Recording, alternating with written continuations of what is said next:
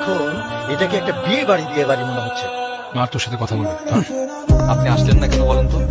আসলে হয়েছে কি বাবা, শরীরটা বিশেষ ভালো না। আমি আপনার আপনার পেটে ধরা সন্তান না, কিন্তু আপনি যদি সেদিন অপুকে কিডনি দিতে বাধা দিতেন তাহলে কেমন জীবনটা বাঁচত? এই জীবনটা তো আপনাদেরই। আপনি যদি আসতেন সিরিয়াসলি আমি অনেক খুশি। তুমি বিয়া করে বলবে বাড়ি আয়ো, আমি আয়া। ঠিক আছে মা, ভালো থাকবেন। এই সাবধানে, আবার মেরে দিস না। আর মারতেছি না, বিয়ে করে দিয়েছি। জানো আজকে আমার সব থেকে প্রাণের বন্ধুর বিয়ে, বরযাত্রী হয়ে তোমার বিয়েতে তোমার বন্ধু বরযাত্রী হয়ে আসবে তো? এই তুই আমাদের বিয়েতে বরযাত্রী হয়ে যাবে। শেষ ফোনে যতটুকু দেখেছি দেখতে একদম ছাতে না। অনলাইনে পরিচয়, অনলাইনে প্রেম। হ্যাঁ বন্ধু বল।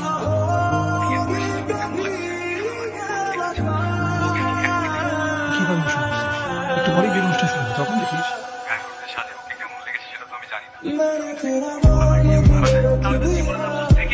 কি আবার তো বলছিস? কেমন বুঝতে পারছিস? ভাবি আছেন? ভাবি কে? আমি বরের বন্ধু।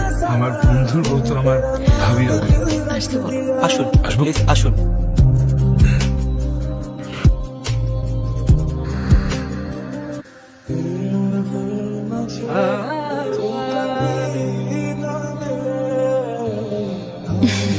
ভালোবাসা, মনের টান। শোনো, ঈদের ছুটিতে আমি তোমার মার সাথে দেখা করতে তোমাদের গ্রামের বাড়ি যাবো। কেমন হবে বলো তো? তোমার বিয়েতে তোমার বন্ধু বরযাত্রী হয়ে আসবে তো? আমি বোধহয় সবসময় মিথ্যে কথা বলি। আমি আমার সবকিছু, যদি আমি বিয়ে করি। ভালোবাসি বিয়ে হয়ে যাচ্ছে।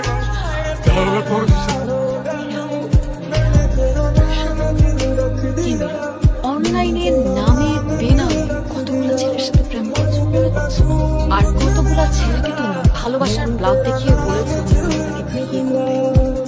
আচ্ছা, অপুর দোষ কি ছিল? অপু তোমাকে বিশ্বাস করেছে, তোমাকে ভালোবেসেছে। আর আজকে যদি অপুর তোমার জন্য কিছু হয়, সেটার দায় কে নেবে? কোনদিন নিজেকে ক্ষমা করতে পারবে না। তোমার সাথে আমার জরুরি কিছু কথা আছে, এসো। তখন আমি এসএসসি পরীক্ষা দিই, একটা ছেলের সাথে বছরের সময় যেদিন আমি আরেক মেয়ের সাথে ওকে একইভাবে দেখতে পারি, তারপর আমি ফেসবুকে নামে পেলাম, অ্যাকাউন্ট খুলে প্রত্যেকটা মানুষের সাথে রাস্তার মতো প্রতারণা করা শুরু করলাম। সবাই রাস্তার মতো। আপনি কি বলছেন? যে বুঝতে পারছেন, আমি যদি বিয়ে করি, আমি তোমাকে বিয়ে করি। কিছুক্ষণ পর আপনার বিয়ে। তুই কেন আসলি এখানে? হ্যাঁ, আমি তো আর ভাবিকে রাজি করে ফেলছিলাম তোর সাথে দেখা করার জন্য। ভাবিকে কি সুন্দর লাগছে।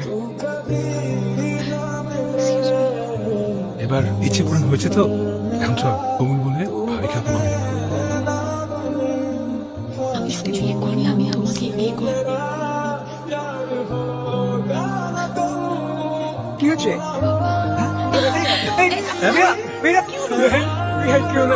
বুঝতে পারছি না। ওকে ডাক্তার দেখাতে হবে। ঘটনাটা যখন লুকিয়ে গেছে, তখন সত্যটা লুকিয়ে রেখে কোনো লাভ নেই। আপনারা আমাকে মাফ করে দিন। কি বলতেছেন আঙ্কেল এইসব? মেয়েরা আসলে ক্যান্সারের ক্যান্সার। তোমার জন্য আমার পুরো জীবনটা নষ্ট হয়ে যাচ্ছে। আল্লাহ আমাকে নিজের হাতে বাঁচিয়েছে। এইরকম একটা অসুস্থ মেয়ের সাথে আপনি আমাকে বিয়ে দিতে চেয়েছেন। এই, তুই না ভাবিকে ভালোবাসিস? কিভাবে বলতে পারলি এই কথাটা? পাগলের সাথে বিয়ে দিবি মানে? জীবনটা আবেগের না, বাস্তবের।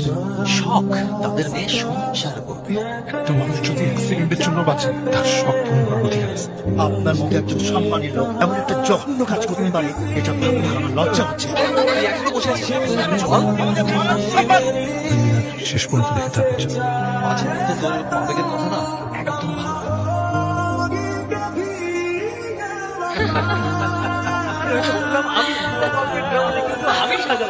আমরা হচ্ছে বাবা মেয়ে বন্ধু।